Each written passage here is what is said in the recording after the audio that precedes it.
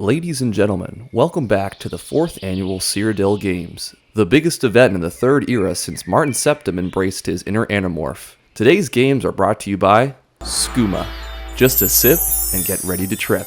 The rules are simple. Whichever athlete hunts the biggest animal wins. Our first athlete is Brumagard number 4. Brumagard number 4 says he joined the games to show the world that no one, not even a deer, can break the law on his watch. An excellent shot. Break the law on my watch, will you? Our next athlete looks like he's found his target. You know, the adoring fan has fought hard to make it to these games, overcoming a brutal skooma addiction. Skooma just a sip and get ready to trip. But he doesn't have a bow, it seems. How will he hunt? By Azura! On an orthodox approach, but what a shot. Wait a second, who's this? I don't see them on the list. What in Oblivion is that?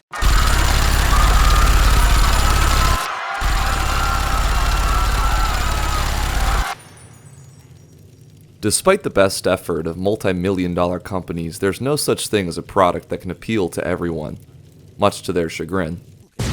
Every person has their own unique likes and preferences. One person's deal breaker could be another's deal maker. Regardless of what product you make, there's always going to be a contingent of people that simply won't like it. When it comes to video games, there's no company that knows this better than Bethesda. Since the early 2000s, Bethesda has steadily grown into a juggernaut with a fan base larger than it's ever been. A fan base that feels ever more divided with every release, with some denouncing Bethesda for dumbing down the role-playing of their role-playing games, while others praise their increased emphasis on gameplay improvements over player interaction. It's a schism that can trace its roots back to almost 2 decades ago. Back to Oblivion. To many hardcore fans of Bethesda's previous Elder Scrolls titles like Morrowind and Daggerfall, and the Terminator game, Oblivion had streamlined much of what made its predecessors special. Instead of using your intuition by reading your journal to complete a quest like a nerd, Oblivion introduced the dreaded red arrow of doom that pinpointed exactly where to go. What was that? A feature that would persist into future installments. Oblivion also included voice acting for every single NPC, which greatly increased the immersion but drastically diminished the complexity of dialogue by reducing the scrolling part of the Elder Scrolls. Oblivion's voice acting was also notoriously amazing and in no way memed into Oblivion. Spriggans, nature's guardians, my foot. Regardless of the problems a minority of players had with Oblivion, these very changes would pay dividends for Bethesda, as it allowed Oblivion to reach a far bigger audience than they ever could have imagined. With the commercial success of Oblivion firmly cemented, it soon became a landmark game. Stalker is also a game. 10 out of 10 segues here, guys. In 2006, one journalist would liken Stalker to another hit title, a short phrase to concisely summarize his thoughts. 3 simple words. What I did not expect in researching for this video was how these 3 words would spark one of the most pervasive criticisms that would forever plague the video game industry, even to this day.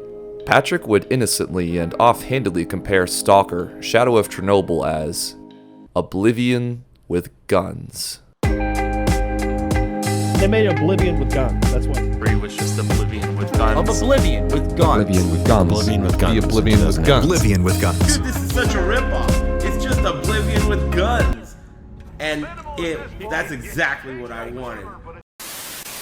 Hello, Courier. It is I, Robert House. I'm here to inform you that my Securitrons are now stronger than ever thanks to today's video sponsor, NordVPN. My cold robotic army can now access content from all around the world by using NordVPN's thousands of servers with ease. Region block content is no longer an issue with NordVPN. I think this one's watching his favorite Japan exclusive show. NordVPN also keeps my Securitrons, secure, with next-generation encryption to safeguard your valuable data. Unlike my autocratic, hedonistic empire, there's no need to worry about Nord collecting your data, as they have a strict no-logs policy. Right now, when you use my link, you'll get a huge discount on a 2-year plan plus 4 additional bonus months. It's risk-free with Nord's 30-day money-back guarantee, and it's the best deal on the internet. Get it at nordvpn.com/cheesecake, or click the link in the description below. Remember, Courier, if you don't use my link, nordvpn.com/cheesecake, I will find you. And we don't want that to happen now, do we? Thank you again to NordVPN for sponsoring today's video. To any Bethesda fan, before the release of Fallout 3, the word gun could have not clashed harder with the company's identity. Push off. The closest thing to a firearm in the Elder Scrolls was the eponymous video Gun in Oblivion, which checks so many stereotypes of 2000s culture it almost feels like satire. The world of the Elder Scrolls was one of fantasy, elves, wizard business, literal unicorns. So it'd feel just a little out of place if a shop sold magic potions right next to their 7.62mm M60 machine gun. Don't worry, sir, I'm an apprentice and marksman. Oblivion especially oozed these fantasy elements, given how pristine the world looked, and that every NPC looked like they had their beauty filter on. Fantasy was what Bethesda was known for. It was their bread and butter. So imagine then, this studio taking a crack at this setting.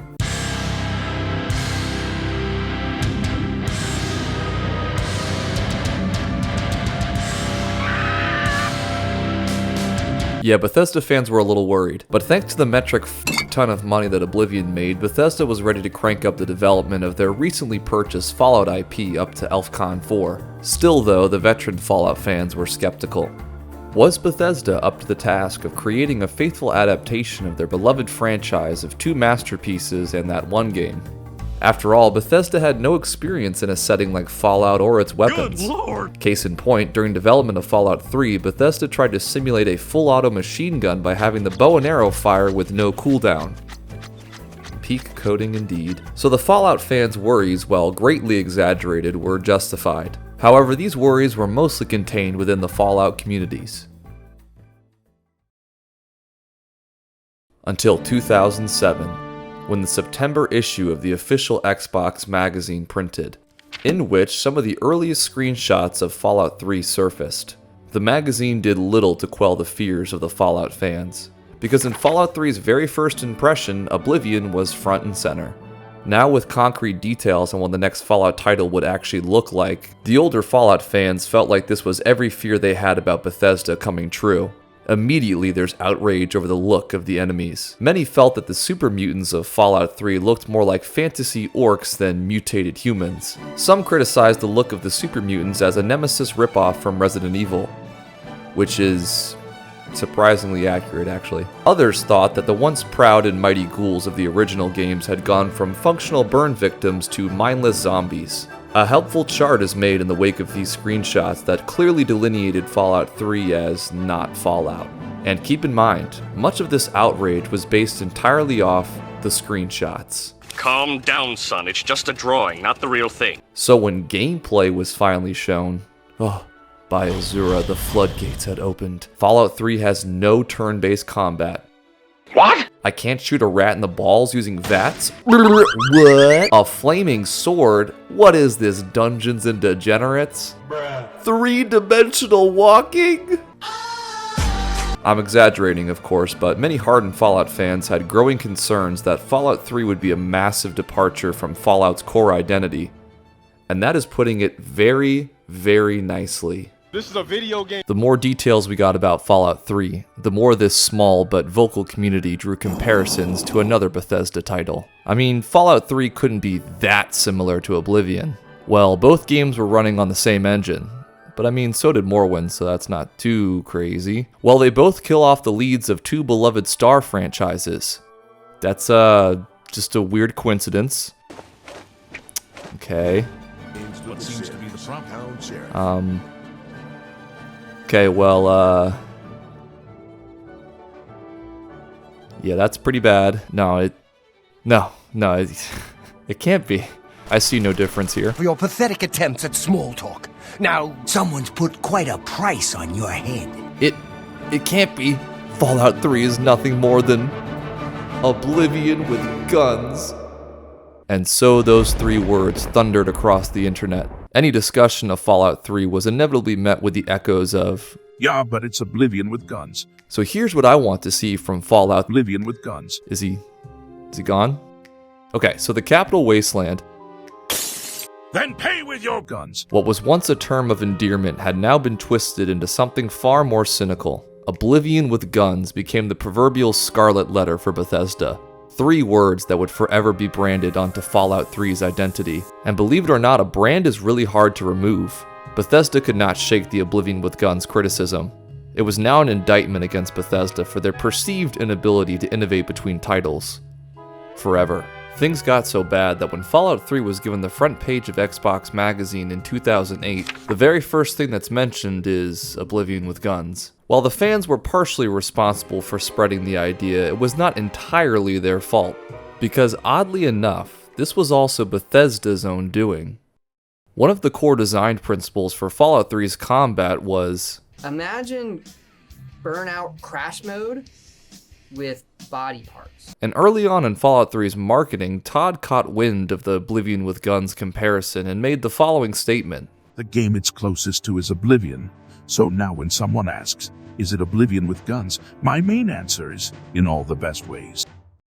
Oh my god, he said the meme! Mr. Howard likely thinking that the Oblivion with Guns meme could be a quick and easy tagline to hook the Fallout fans. Wrong! This did nothing but fuel the outrage because he essentially said the quiet part out loud. Bethesda quickly realized that embracing the very phrase that alienated hardcore Fallout fans in the first place was not a big brain play. They tried backpedaling by acknowledging the similarities, but trust me guys, it's definitely not Oblivion, I swear. You know, we did Oblivion on the 360. We took a lot of risks and we learned a lot from doing such a massive game on the platform. We've taken all of that learning and applied it to Fallout 3. What are a few key differences between Oblivion and Fallout? The main difference is that the character you make is presented with very hard situations. You know, a lot of times there is no right and wrong. So the best way we describe it is, in Oblivion, if you want to be an evil character, you go join the Dark Brotherhood and their evil quests. In Fallout, all of the quests can be done in an evil way. In Oblivion, you can kind of become an everyman, eventually be good at everything by just repetition. But with Fallout, it's experience points based, and it caps out at level 20, so you really have to decide when you're leveling up, what kind of character do you want to be? Too little, too late, Todd. The memes had spread too far.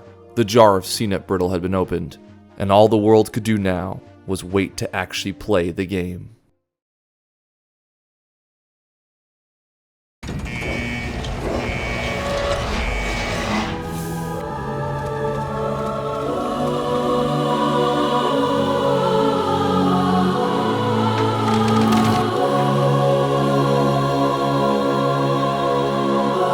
Hey, wait a second. This ain't Oblivion. I don't have my diaper. So now that Fallout 3 was finally out, was it actually Oblivion with Guns? Well, no. And yes, it's complicated. For most people that actually played Fallout 3, Oblivion with Guns was not the airtight criticism as previously theorized. Yes, there are many similarities between the two games. Fallout's world design looks similar to Oblivion's. The NPC interactions looked similar to Oblivion's. The voices sounded exactly like Oblivion's. But Fallout 3 and Oblivion still feel different to some degree, even when looking past the obvious tonal contrast. Leveling and skills in Fallout 3 diverge drastically from Oblivion's, as did the themes, combat variety, and story. I mean, just imagine putting any NPC from Oblivion in Fallout 3. Their ass would be homeless for looking like a mutated freak, or immediately sniped because in Cyrodiil they cranked the exposure up and you look like a walking lighthouse. But at their cores, they still both played like a Bethesda game. Reducing Fallout 3 as simply Oblivion with Guns lacks the necessary nuance needed to make such a broad generalization. However, to ignore the similarities between the two games would be entirely disingenuous at best, and rose-colored glasses at worst. Oblivion and Fallout 3 are like two paintings, each excelling at their own styles. They just so happen to use the same paint. Wow, story over. Good job, Cheesecake. Absolute cinema. Except, this story has another chapter, and the insanity is just getting started. Because Bethesda's Scarlet Letter could not be so easily forgotten. After the release of Fallout 3, the Oblivion with Guns controversy festered in the minds of both critics and fans. Those that hated Fallout 3 repeated the phrase as a clickable headline and dismissive criticism, with some even creating their own parodies inspired by the meme. That actually looks pretty good, not gonna lie. Well, the problem soon became that those who praised Fallout 3 kept repeating it too. So a lot of people try to shit on our game by calling it Oblivion with Guns. It's Oblivion with Guns. Yes, it does play a lot like Oblivion, but there's nothing wrong with that. Fallout basically is not Oblivion with guns, people. It takes on a whole new system. Let's get one thing straight. This game is not just Oblivion with guns. Then there were similarities, and the title, Oblivion with Guns, was quickly applied to the game. And because of this, the idea was hammered into our collective psyche. Ironically enough, the same phrase that once galvanized a fan base against Fallout would come to be its biggest defender. The pendulum soon swung the other way when Bethesda came back with another brand new game. It's now 2011. The initial outrage of Fallout 3's release was now far behind us. And with the recent release of a new set of jingle-jangling keys in front of us, most of the general public had come to accept that Fallout had now elevated to heights far above its humble origins. Given some time to grow and a few expansions here and there, your average gamer had come to the conclusion that Fallout 3 was in fact a good time. Such a good time that those who had only played Fallout 3 and New Vegas got a hold of Skyrim in 2011 and said, hey, wait a second. Women sleep with me by collecting raw materials? Owning a home before I'm 30, and the Enclave. The Enclave. The Enclave. This game is it's just Fallout with swords. Whereas Oblivion with guns had been an actual criticism, this was a meme. A hearty chuckle poking fun at the now age-old saying. But memes can overstay their welcome and turn into lifeless marketing tools very quickly. Whew, eat spicy goodness. 1 year later, and Ubisoft had begun promoting their new game, Far Cry 3. In one of these marketing events, one Machinima employee, Adam Kovic, yes, that Adam Kovic, noticed Far Cry 3 felt eerily similar to another game he quite enjoyed. Fresh off the heels of the Fallout with swords memes and Oblivion with guns, Adam would jokingly call Far Cry 3 feels like Skyrim with guns. It is even funnier a second time. This was nothing more than an offhand comment. Of course there was more complexity and depth to Far Cry 3 beyond Skyrim with guns. They both have goated mohawks, but otherwise completely different experiences. Adam even doubled down and sarcastically tweeted that Ubisoft should put that on the cover, which from his perspective made complete sense to joke about. If I went to Five Guys and said, it's like a Whopper but good, I wouldn't expect all 5 of the guys to slap that shit on their billboard. It was nothing more than a well-intentioned, excited, but inaccurate compliment. I mean, really, why would you even use the word Skyrim with guns? They're completely different genres. It makes literally no sense at all to pick up. Rev up those fryers!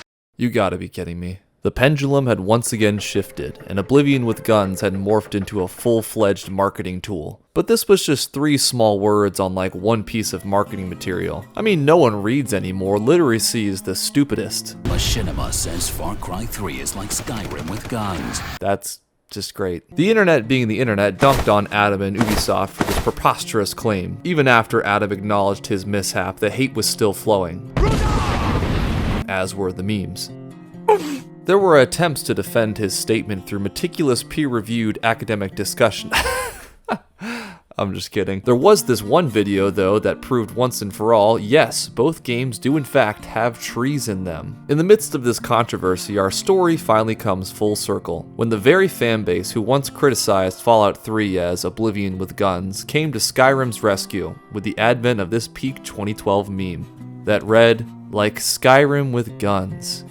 It's called Fallout. But it still would not die. When New Vegas was announced, many were calling it a Fallout 3 expansion. Nothing more than Fallout 3 with gambling. That actually sounds really fun, hold up. In 2013, Kotaku pulls the pot of greed and has to draw the repeat history card. With the release of Superhot, they called it Braid with Guns. 2016, Fallout 4 releases. The pendulum swings again. It's just Skyrim with guns. Get out of my head, get out of my head. Make the voices stop. 2018, Fallout 76. Oh, it's just Fallout 4 with multiplayer. Ding dong! Ding dong! What are some of the most popular mods for Skyrim? A fucking gun. You go to see a Fallout meme today. Oh, there he is. And even today we can't escape this phrase. When Starfield came out, our old pal reared his ugly little head. Because apparently Starfield is nothing more than Skyrim in space.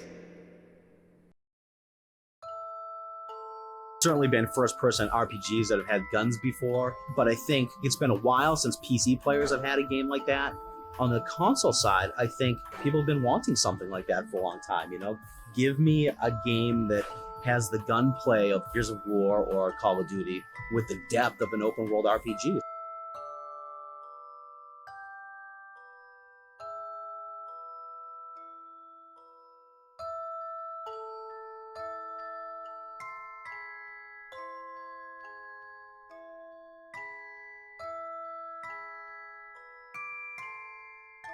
Huh, guess it is Oblivion.